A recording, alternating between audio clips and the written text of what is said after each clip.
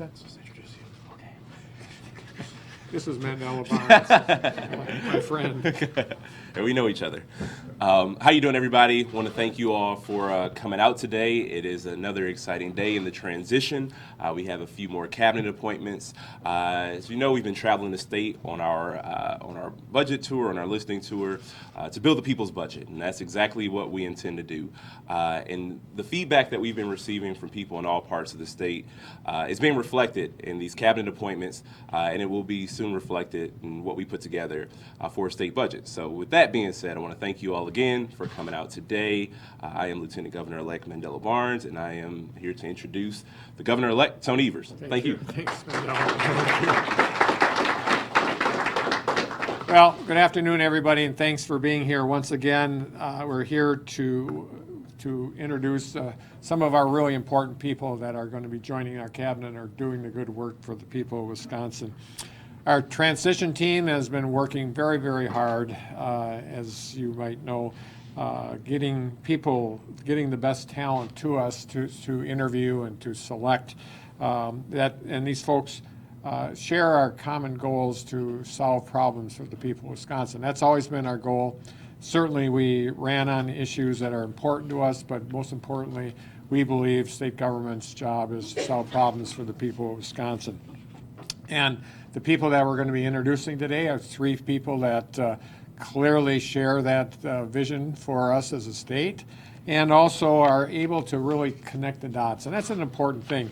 You know, we all live in these silos, or cylinders of excellence, as we like to call them in state government. And our ability to look beyond those silos or those cylinders and interact and solve problems with different agencies, that's a real critical component. And these three folks really fit that to a T, making sure that they will be there to help us solve problems, whether it's around corrections or whether it's around education or other issues. They have a role to play in that. So the people that are here today, here's what I believe they'll be able to do. They're going to be able to increase our connections to the veterans community and their families to make sure that all veterans get their fair share of benefits that they deserve after their hard work for the country and the state of Wisconsin. We have selected a person who is going to protect consumers when they have concerns about their financial services in the state, but also work with business and in the financial industry to make sure that we have a solid economic base for the state of Wisconsin. And we have someone who's going to be helping us build and leading the work to build a people's budget, one that reflects not only the priorities that we have in the past campaign, but also those budget listening sessions that we've had all across the state of Wisconsin. So Lieutenant Governor-elect Mandela Barnes and I are very, very excited to honor these people and to introduce them to the people of Wisconsin as they're going to help us lead our state forward. So first of all, I'd like to introduce Mary Kohler, the next Secretary of the Department of Veteran Affairs. Mary?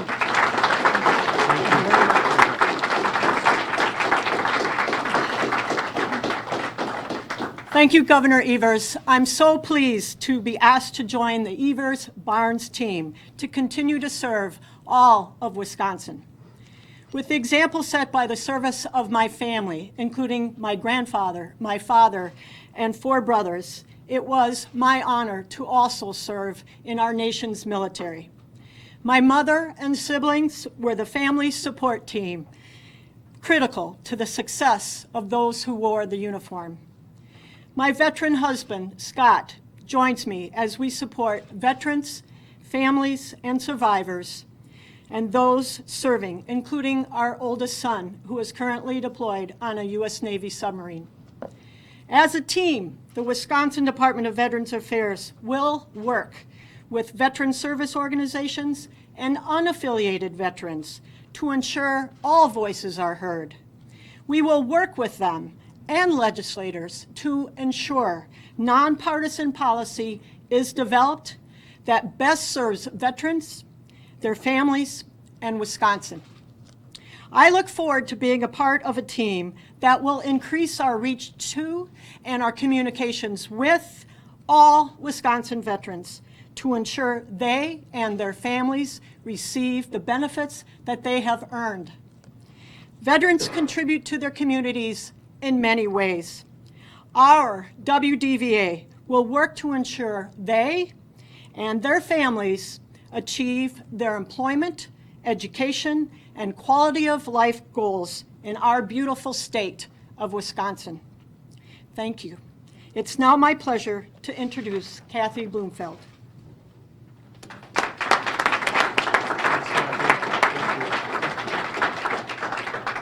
Thank you, Mary, and thank you, Governor-elect Evers, for this opportunity. I'm grateful and I'm humbled to serve in the Evers administration and alongside such a talented leadership team.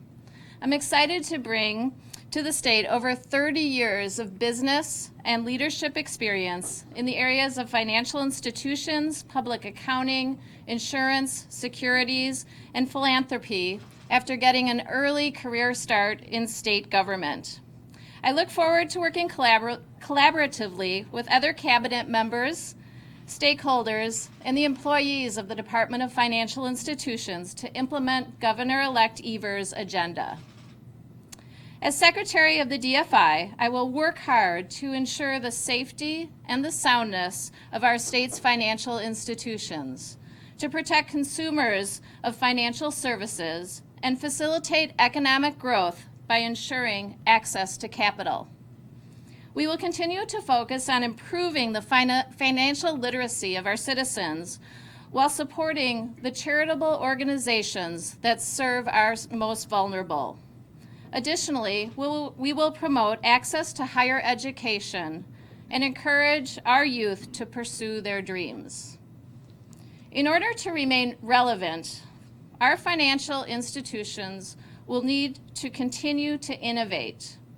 We will ensure that we have an environment that fosters both innovation and economic growth.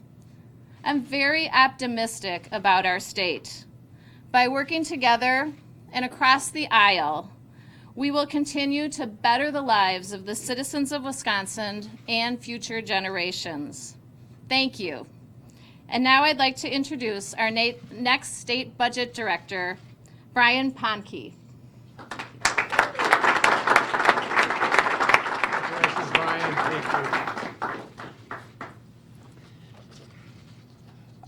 Thank you, Governor-elect Evers, for the opportunity to be a part of your new administration as your State Budget Director at the Department of Administration.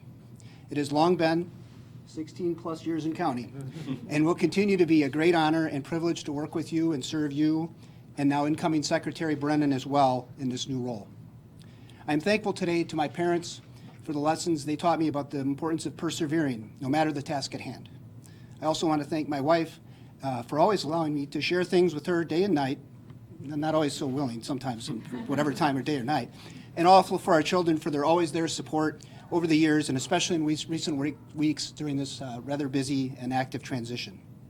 I also want to collectively extend our appreciation to Governor Walker, Department of Administration Secretary Ellen Nowak, current State Budget Director Waylon Hurlburt, and those in each of his cabinet agencies, who both graciously prepared helpful transition information to our team over the past month, in addition to taking the time to meet with us and sharing important insights about their state agencies.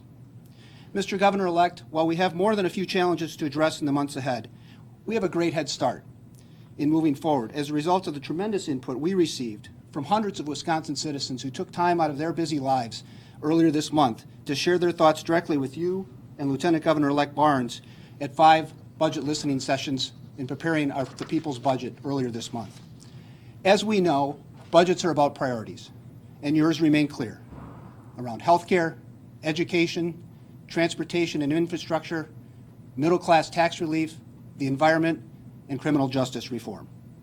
I look forward to working with you, Lieutenant Governor-elect Barnes, and others on your staff, with all members of the legislature in as collaborative a manner as we possibly can to advance a biennial budget that reflects the interests and shared values of Wisconsin citizens throughout our state and your priorities. Although I will miss working with so many stellar, outstanding individuals at the Department of Public Instruction, I am grateful for the chance to continue to serve the citizens of our great state in this new capacity, and look forward to working with the exemplary staff in the State Capital Finance Office, State Controller's Office, and the State Budget Office once again, who have and will continue to work tirelessly to provide you and Lieutenant Governor-elect Barnes with the best information possible to both prepare, advance, and ultimately defend your 2019-21 biennial budget. Mr. Governor-elect, please know you will have my steadfast commitment to serving you to the best of my abilities each and every day ahead. Thank you.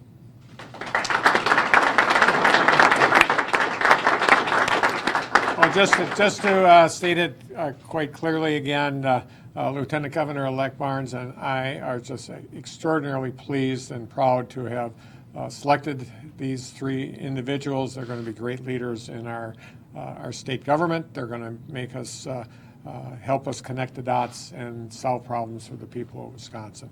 So with that, I'll be glad to answer any questions people might have. Governor-elect, Republicans have been critical of you so far for picking very heavily for your cabinet people from Dane County and the Milwaukee areas. Do you want to address that at all? Obviously, we can fix today in 3 parts. Sure. Well, it's also there are two areas that have a lot of people living there. So I don't think our selections are extraordinarily surprising.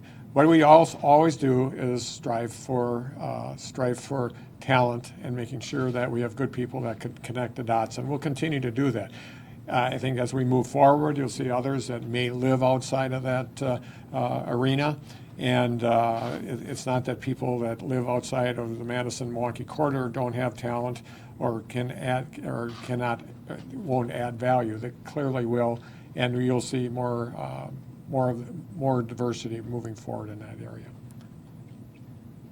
The Veterans Trust Fund has been an issue that has been difficult for lawmakers to deal with for a decade or more. How do you want to address that with your new Veterans Secretary? Are there ways to shore that up in your view?